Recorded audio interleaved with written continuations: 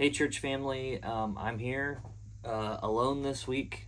Pastor Chambers is under the weather, so be praying for him as he tries to get healthy for the weekend. But we're here again for another week. This week we covered Numbers 25 through Deuteronomy chapter 2. So we have now gotten into the month of March, and we've now gotten into the book of Deuteronomy. So that's the fifth book of the Bible, the fifth book of the Torah, and we're making really good progress. I highly recommend to you to watch the Bible Project video on Deuteronomy.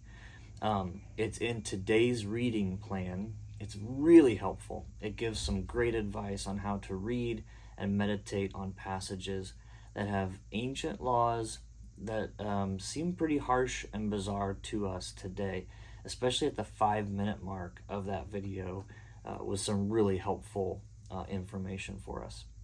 All right, so some highlights from these 7 days of reading the scriptures. Israel's still struggling to follow the Lord's directions and the Lord's commands. Other nations and their gods look tempting, and it leads to disaster whenever God's people leave him and choose to follow and chase after the ways of the world. We see that today also. We also learn in this week's reading that basically every adult from that first generation of Israelites that was set free from Egyptian captivity, everybody pretty much except for Joshua and Caleb is aging out and is dying. 40 years was this judgment from the Lord that they would have to wander in the wilderness. And so Joshua is about to lead God's people because Moses as well does not get to enter into God's rest as far as the Canaanite promised land as that goes.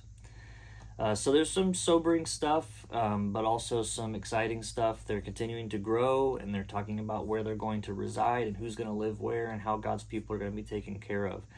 So there's still a lot of hope and a lot of future promises there. To wrap up, there's a couple million of these Israelites. There's a lot of people to lead, and not all of them want to be led. Not all of them believe or follow in what Yahweh wants for them.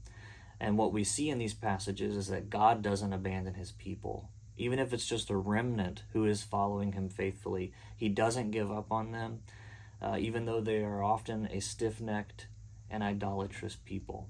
And of course, that is how he is with us as well today. He's slow to anger, abounding in steadfast, faithful love. And he stays, though we are prone to wander. And so as we look back, it can be easy to say, I can't believe they're a bunch of screw-ups. What's going on? We need to look in the mirror and realize we continue to be a bunch of screw-ups, but the Lord continues to be, as he always has been.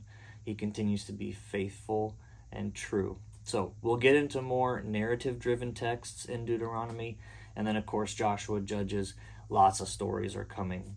So keep reading, keep listening to your Bible, and we'll see you again next week.